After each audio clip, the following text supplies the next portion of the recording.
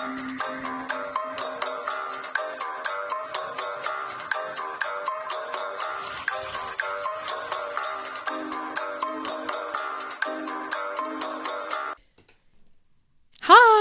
Welcome back to Historia. I'm Kylie. I'm Jamie. And this is your favorite history podcast. Yay! the excitement in this room. I had my coffee at like 8 this morning, so. That's fair. Yeah, I worked today and I didn't have time to drink coffee until 2. It was very unfortunate. So I got a headache, and now I'm trying to combat my headache with my glasses. So I look like a nerd, but that's okay. Got like my earpiece on. Wow. Talking into a microphone. I was just talking about Nintendo. Oh my God. Oh, I love it. last week's episode was very nostalgic. Yeah, it was. It was a good one. Love it. But today we're taking a turn. Ooh. Drama. So on my fancy little wheel, Of course. I was spinning, you know, and I landed on something we haven't done in a long time. Ooh. Well, a few months, I would say. And also something that I was, like, when you covered it, I was so fascinated by it, and I was like, I need to do more of these. Really? So, yeah. What? An experiment. Oh, the Stanford prison. Yeah, that one was awesome. Yeah, so I was like, we should, when I landed on that, I was like, oh, okay. I mean, I'm sure there's plenty out there. There are a ton. Mm-hmm. I love, like, psychology. I'm just so fascinated by, like, how people think. So I found psychology, one that goes sociology, yeah. Mm-hmm. So this one is a really popular one as well that kind of was around the same time. Mm-hmm. And I'm really excited. So I did the Milgram experiment. Oh. Have you ever heard of this? I don't think so. Oh, it's so interesting. Okay. Yay. All right. So I had a lot of fun with this one. It was just very fascinating. It's really interesting to see kind of how people think. Oh, 100%. But we'll get into that in just a second. I'm going to cover my sources real quick. I used Simply Psychology. It gives you all the information about psychology and everything. Kind of goes with that. Mm-hmm. Very Well-Minded gave a lot of information about the experiment itself, and then Plainly Difficult. Those are all websites, but they sound like they're like blog posts. But yeah, so all of that gave me a lot of good insight, as well as I just kind of was able to look at videos of some of the people going through the experiment, which was interesting as well. Oh, so yeah. you can find those if you're interested.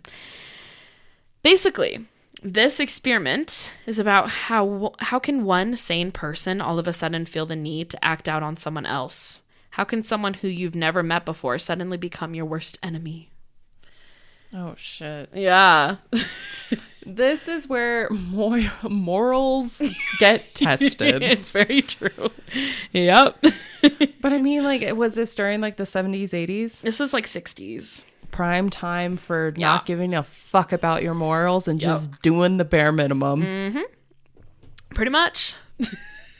So we have a guy named Stanley Milgram.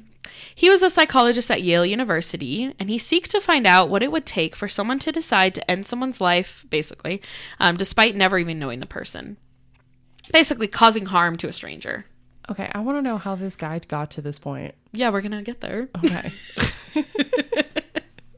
Did he interlude this? Like, did he, like, deal with this at some point? Well, this experiment focused on the conflict between obedience to authority and personal conscience. So, there would be no physical pain, just extreme stress. So, he wasn't actually harming people, but just very much stressing them out. Okay? Which is still kind of harming them in a different way. We're giving them trauma. Literally. It's fine. So, good old Stanley was born August 15th, 1933 in New York. And he had Jewish parents, and they fled to Romania and Hungary during World War I. Okay, so this is kind of where it all stems from. His background and his family history highly affected his later studies in social psychology.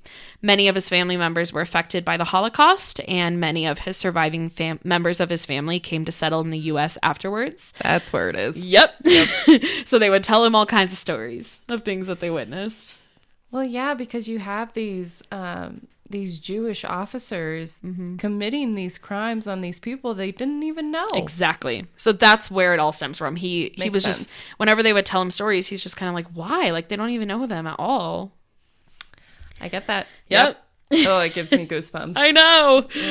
Oh, goodness. So his family was very open with him about the dark things they experienced, leading to young Stanley interested in the darker side of human nature. Which I get. I mean, that's why we listen to true crime all the time, right? It's trying to understand, like, why are people the way that they are?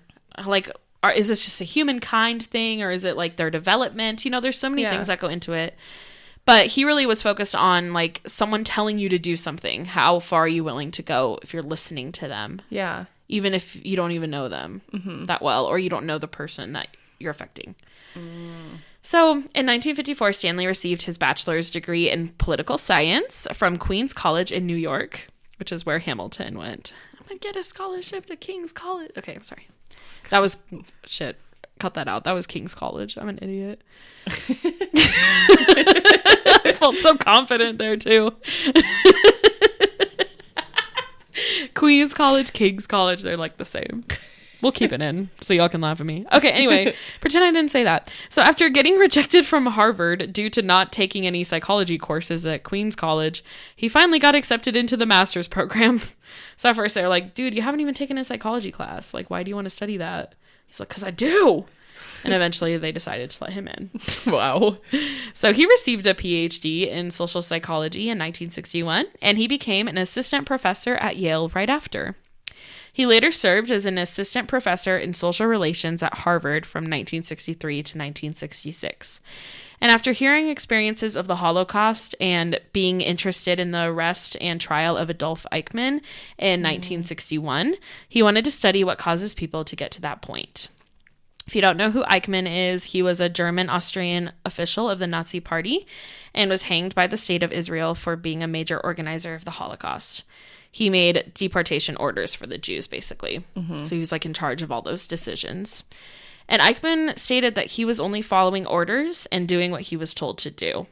So was following orders enough to cause someone to do something so harmful? Interesting.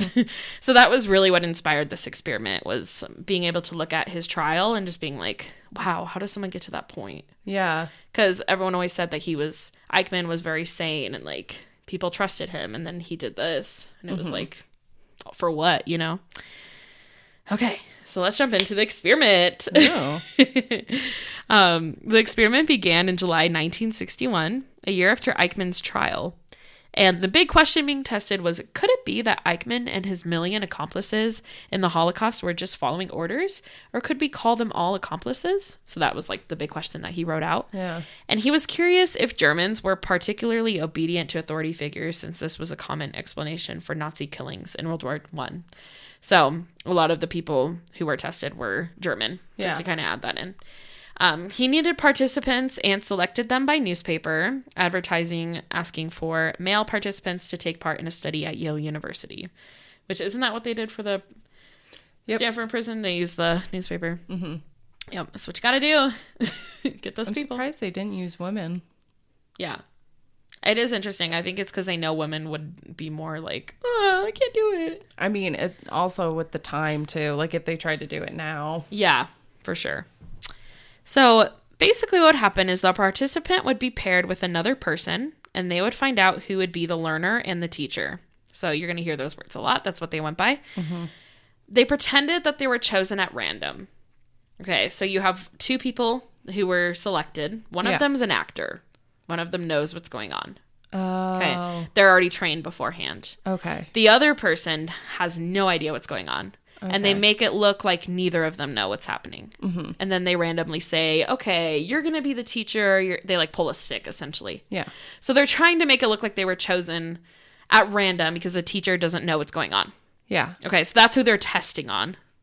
But the teacher thinks that they're testing on the student. So it's kind of interesting. Okay, it will make more sense as we kind of put it all together. But they would take the learner, and the learner would be taken into a room, and they would be sat in an electric chair. Oh, God. Yeah, so they would have electrodes attached to his arms, and he wouldn't be able to move, basically. And then the teacher and the researcher were taken into a different room next door that contained an electric shock generator and row of switches marked from 15 to 450 volts. Okay, so at this point, once they're attached in the chair, they say goodbye, and the teacher can see that they're attached in the chair. But then once they get into their room, they cannot see the student anymore. Okay. So they can hear the student. Yeah. Okay. So it's like the wall is separating them. Yeah. And so they can hear every time that they do the voltage. They can hear them like screaming or whatever. Yeah. But they cannot actually see them. Okay. Okay. Yeah, it starts to make sense once you kind of like vision it all together. So these shocks were not real. Yeah. The learners were actors who were part of the experiment and did not receive shocks. They would just pretend to. The teachers were the real participants, and they believed that the shocks were real, and this was crucial to measuring obedience to authority, even if it involved causing harm to others. And I think a big reason why they wanted them to meet in the beginning was just so they could be like civil, and they didn't have any like, you know, they could kind of just like connect. Yeah, kind of have a brief connection. Yeah. Because no matter what, they would have to, like, even in World War II with like the Holocaust and stuff, like you would have some sort of communication with one another. And some of them even like they would have these normal conversations, and then it would be completely like if a higher officer would see that, they would be like, no, shoot them, or like get them to do labor work. And it also helps them humanize them. Exactly. They're like, okay, I'm going to be causing harm to a person I just talked to that likes this. You know, we were talking about this. So the participants were paid for 1 hour of their time. It only would take an hour. It's not like they were like, you're not paid for the rest. No, it only took an hour. And they were paid $4.50. So $4.50. But back then, you know, it was pretty good money. Yeah. And the 50 cents was mostly for like car fare because you're driving all the way over there to Yale. And they only needed each person for 1 hour, and they didn't need any experience or special training. So it was just like random people from all different backgrounds, different jobs. They're all men. And they wanted participants between ages 20 and 50. They didn't want any high school or college students. They wanted like your average adult. Yeah. Okay. So the experimenter, who was dressed in a lab coat, would be the one guiding the teacher through everything. So automatically you put a lab coat on someone, you trust them. Yep. It's just how it works. Yep. It shows more authority. And that was what he considered. He was like, okay, we have to dress like that because that's going to show that we know what we're doing and they're going to trust us. It's just like how we trust people in charge of the military, you know, or people in charge of a specific group. We're going to trust them because they're the authority. And so the teacher basically told... Oh, wait, hold on. Sorry. Oh, the authority told the teacher that the learner cannot escape. So no matter what happens, they're not able to escape from their chair, and you won't be in trouble, basically. So just kind of letting them know ahead of time. Like, whatever happens here, it's going to have the same outcome. You're going to be fine, and you're going to be paid regardless. So there was no, like, financial obligation, basically. So they didn't want that to, like, affect the results at all. The teacher was able to feel an example of what the shock would feel like. So they just had a tiny little thing that would help you feel a shock. So they would understand the pain. Because they thought maybe that would be like, whoa, I'm not doing this to someone. What are you talking about? Yeah. But a lot of them are just like, okay. And the teacher couldn't see the learner once the experiment started, but they could hear him. So the teacher would ask the learner a given question with possible answers. And the learner would answer it and receive a shock if the question was incorrect. So if they answered incorrectly, then the experimenter would be like, okay, shock them. And they would be like, okay. So they started off with 15 volts, and then they kept on going all the way to 450. Oh, Jesus. Yeah. So if they got the question correct, they would just simply continue. The learner pretended to be shocked and would make sounds every time, you know, like, ah! And the teacher thought he was actually hurting him. And every time someone gave an incorrect answer, the teacher would have to increase the voltage by 15 increments, and they also had to announce the voltage before shocking them. So they had to say, like, 300! So they were fully aware of what they were doing. It wasn't just like... Yeah. And so that I think it was also so that they could know that, like, they're the ones doing it, too. So, yeah. Pretty crazy. Like ample opportunity of like, this is what you're doing. You have the knowledge of it. Right. Yeah. Like, what are you going to do? When the voltage got to a certain point, the learner was instructed to shout in pain and start kicking the wall and just, you know, make it seem like they're going through it. And there was 2 different things that they would do. So they'd start off with a practice run where the learner would get 3 correct answers and 7 incorrect. So they already planned that ahead of time. Yeah. And then that would bring the shock up to 105 volts. And then they would go into the regular run where the teacher was told to read off a list of words and the learner had to repeat them in the correct pairs over and over again until they were all correct. So you would keep doing it until they would get all the things correct. And the teachers were seeing a scale in front of them with the volt numbers. And it also had there's a picture you can look up, but it also has like, very dangerous, extremely dangerous. So it like lets them know like, hey, this voltage, could really affect them. Yeah. And above 300 volts, the learner would start kicking the wall and no longer answer the question. So it's kind of like they just like can't do it anymore. Yeah. Just to see like, would they stop or are they going to keep going? Mm-hmm. If the teacher showed hesitation, which happened a lot, the experimenter was allowed to give 4 responses and it had to be in this order. So if maybe they say something like, I can't do this, then they would say, please continue. I actually, in my social psych class, we watched a video about this. Really? Yeah. Now that you're saying that, I see it vividly in my head. Yeah. There you go. And there are videos of it, which is really interesting. Yeah. So yeah, they can say, please continue or please go on. That's the first one. Mm-hmm. And then if they keep hesitating or they say something else, then you can say, the experiment requires that you continue. And then the next thing is, it's absolutely essential that you continue. And then the last one is, you have no other choice. You must go on. Mm-hmm.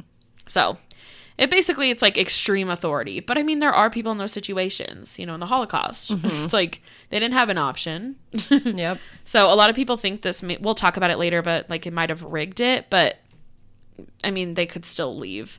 Because once you got to that point and they've redirected you 4 times, then they were able to go if they refused the 5th time. So they had like 4 chances, basically. Yeah. So yeah. Otherwise, it would continue until the max volts were reached, all the way to 450 volts. The experimenter was allowed to answer the teacher's questions, like if the shakes would cause permanent damage. So, of course, they're going to be like, is this going to kill them? Like, I need to know. And they'd be like, they would always say, like, the shocks are painful, but they're not going to cause permanent damage. Mm-hmm. So they're trying to, like, let them know, like, you're causing extreme pain to this person. Mm-hmm. They'll be fine. Which is kind of crazy. But you're trusting authority, right? Yep. You're thinking, I'm not going to actually kill anyone. I'm not going to cause any damage. Because they're telling you that. You're trusting them. Gotta love it. Nah. And then after the experiment, they would interview the teacher and ask how painful they thought each shock was, just to kind of like get inside their brain. Mm-hmm. Like, are you aware of what 375 means?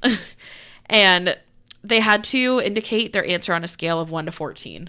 I don't know why 14, but they had to just kind of say how painful they think it was. Yeah. The teacher was then reintroduced to the learner, and then they fully explained everything. So out of all of the experiments that they did with this, there were 40 subjects that volunteered through the ads, and obedience was measured by the level of shock the participant was willing to deliver despite being distraught, angry, or agitated. So, of course, they're stressed. Like we said earlier, it's causing a lot of stress, but not actually any harm. Yeah. So, like, no physical harm. But this is shocking. So 65% of participants delivered the maximum shocks. Jesus. Yeah, they were willing to go all the way up. Mm-hmm. That's so sad. I know. So out of the 40 men that they did this with, 26 of them went all the way up, while 14 stopped before reaching the highest levels. But every single person made it to 300. Damn. Mm-hmm. Yeah. And when he was predicting it, he thought that only like 1% would go to the highest. Yeah. So this was like 65. Like, wow. So over the next few years, Milgram carried out 18 variations of the study, changing the situation a little bit to see how it affected obedience. Many were groaning, shaking, biting their lips, and sweating, and most participants were completely distraught. They were aware of the pain the other was experiencing, so they were obviously like, oh, I can't do this. Why am I doing this? Like, probably having that emotional battle with themselves.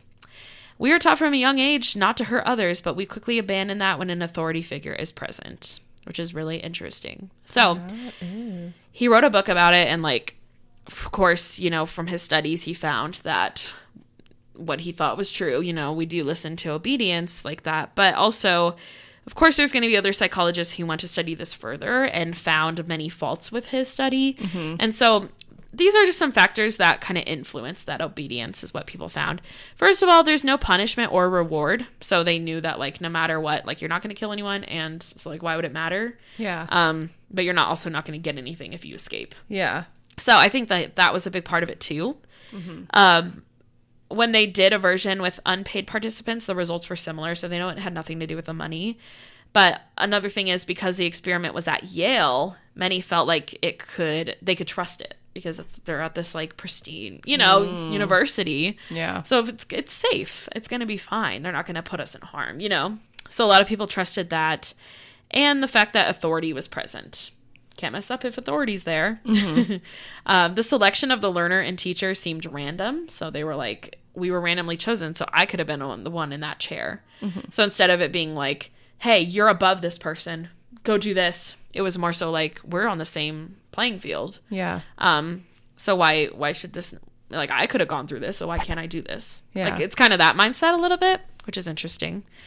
And then participants also assumed that the experimenter was a complete expert, basically. Like, they could trust them because they knew what they were talking about. The shocks were said to be painful and not dangerous. So they also, because they told them in the beginning it's going to cause pain, but it's not going to cause any permanent damage, they, of course, were like, okay, then it will be fine, right? I can do this. And then since he volunteered, he felt like he had to do what was asked of him. So that was another big reason. Yeah. Why they felt like many people didn't leave. But I really think this is, like, the biggest factor, I think, is because they had less than an hour to get through all of it. Yeah. You don't have time to self-reflect. You don't have time to, like, think about what you're doing because you have this guy yelling at you and you're hearing screaming and you're just like, okay. Like, there's not a lot of room for thinking. No. I think if it was like, I don't know how they could change that, but I think that's another big reason why they were kind of panicking. I think so too. So it's like, it's panic decision making at that point. Right. So yeah, that was another thing that affected it. And then when the experiment was conducted in a random building far from Yale, the results ended up being similar. So they realized maybe the Yale thing doesn't have a lot to do with it. But many actually think the experiment should have been stopped once the teacher showed any sign of distress, just due to ethics, I guess. Yeah. Which makes sense, but also, like, even if you're listening to authority, you might not think that your decision is good, but you're still listening to them. Like, that's what he's testing. He's not testing how fast you can get stressed out. Yeah. You know what I mean? So, like, I feel like that was a good idea to kind of challenge them a little bit to where it sounds like you're forcing them, but then they eventually have the option to leave. Yeah. Like, to me, I don't feel like that really makes a difference, but I don't know. I mean, did he tell them at, like, the beginning at any time you can leave? I don't think so. Yeah, so that's another thing too. I mean, I guess, like, in his sense of not doing it is because maybe with them being like, oh, anytime you can leave, whereas, like, in a situation like the Holocaust, like, they didn't have that option. Right. So he was probably testing of, I think that's what it was, yeah. Okay, will they actually stand up to authority? Yeah. But honestly, like, especially in the 60s and 70s, no one really was. Right.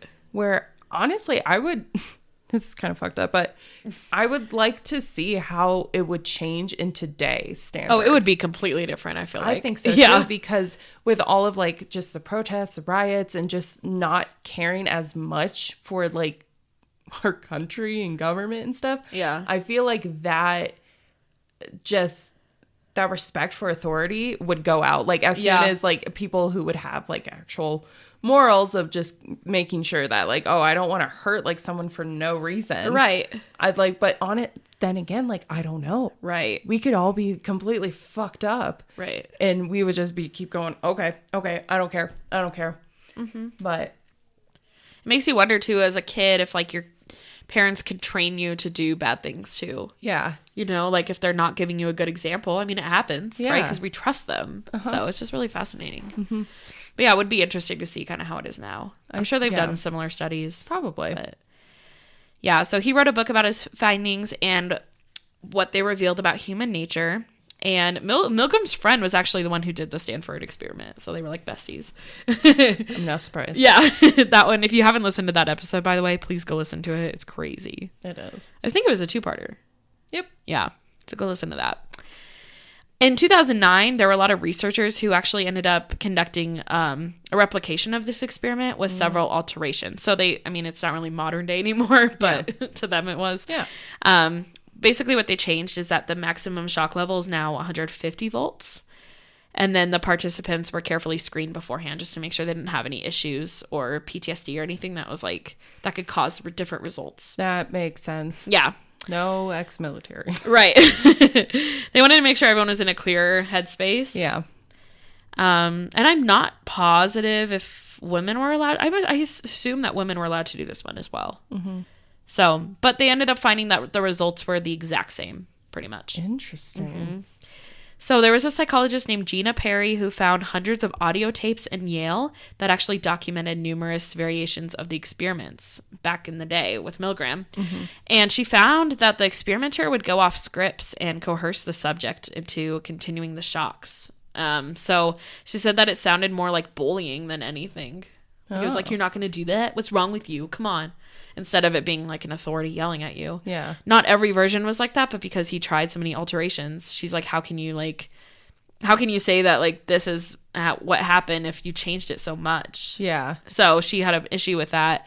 And we also later learned that only a few participants were debriefed. It wasn't everyone. And so he would calm them down and sometimes not even explain the experiment. Oh, God. So there's these people thinking that they just caused pain to this person forever. That is highly unethical. Yeah, that's where it's wrong. Yeah. Oh. Imagine just thinking that you did that. Yeah. That just follows you. No, that was that when I had to take my research methods class for sociology for my minor. That was number one, top priority of when you're conducting an experiment that at the end you explain your experiment. Right. Just to kind of help them feel more at ease, but also to help knowledge them of why am I doing this? Why I did this to you? Yeah. But and also making it more ethical in the sense of hey, everything is okay. Yeah. You can go at ease a little bit more. I know I traumatized you, but I mean, with these type of experiments, they are very tricky when it comes to the ethical and unethical moral standings behind them, because you're just you're curious enough to know okay, what would happen in this scenario, but it's okay, someone might get hurt in the long run, but it's we kind of want to know exactly what happens. So it's kind of that, oh, I don't know. Mm-hmm. Yeah, it is interesting. Mm-hmm. I feel do you receive the results after you participate in an experiment? I feel they would have found out maybe after a few years or months, but still. I mean, when you're conducting an experiment, you then write a whole paper on that experiment that you post. And he did a book publish. In this case. Yeah. And so I would then assume that you would just email out those participants just to be hey, you were the study that you were a part of. Hey, I finished my research in it and I've conducted my my article for it if you want to take a look to kind of better figure out why you were a part of it and the reason behind it. So I just hope that everyone found out. Because that's rough to carry with you. Jeez. I feel when you're doing experiments that are having hundreds into thousands of people. Yeah. Probably not. But when you're only having 40 to 50, then. Yeah, then you would really have to know. Mm-hmm. And I think from what she found, it seems all of the alterations he did were kind of messed up. Yeah. Whereas the original was very consistent. Yeah. But there were actually also some participants who knew kind of that the learner was faking. And so there would be comments that they would make I know he's not actually getting shocked. And then they would just continue the experiment. So he would just go along with it. At that point, I feel you would just stop it. Exactly. Okay, they understand. Yeah. That probably happened a lot in the 2009 one too. Probably. Well, we already know. This is a very famous experiment. Exactly. So yeah. It makes sense. Yeah. But this experiment led to many other psychologists to dive into the issues of obedience and question the power of authority. Mm-hmm. So that is the Milgram experiment. Very fascinating. I love that. I know. Very interesting. It really is. I was so captivated. And there's videos that you can see people just getting really stressed and just they'll hit the button and they're like, I can't even listen to it. Oh, social psych experiments are probably some of the most interesting things I have learned in my college career. Yeah. It really gets you thinking, and I feel like if you're going to be like a sociologist or a psychologist, you have to look at both spectrums. You cannot be closed-minded to just think, okay, this is strictly wrong. Right. I think it's very important to look at both sides of just like, okay, why did he do this? I get that. This is also very morally wrong, but you have to look at both spectrums. And a lot of people, when you look directly or you look at these experiments, you're just like, oh my God, this is terrible. How dare they do that? And it's just like, you can't be closed-minded to like these certain things. Like they had a reason behind it. Right. Some of them get taken way too far. Like the Stanford that experiment. one was a little too far. Yeah, that one went way out of control. Yeah. But it also brought up like a very important question of like authority. Yeah. And behavioral behind that. So. Right. And it lets you be able to experiment that more in the future. Exactly. Like, even though a lot of people didn't agree with what he did here or like just thought it was bullshit. Yeah. It still opened the door to so many other things. Exactly. So. And I mean, the 60s, 70s, and 80s were very big on that type of social experimentation. Mm-hmm. And you see a lot of difference now into those. Yeah. And whatnot. It's very interesting. And experience nowadays, like there's so many restrictions. Where back then there was like none. You could do whatever the hell you wanted. That's true. So. Yeah, I don't think they would do like shocking nowadays. I don't think it would be something a little bit different, but they're not gonna go that crazy. No, they would have to modernize it 100%. So where can you find us? You can find us on TikTok and Instagram at Historia the Podcast. You can also email us at historiathepodcast@gmail.com. Yay. We will catch you for next week's episode. All right, we'll see you then. Bye. Bye. Thanks for listening. Boom.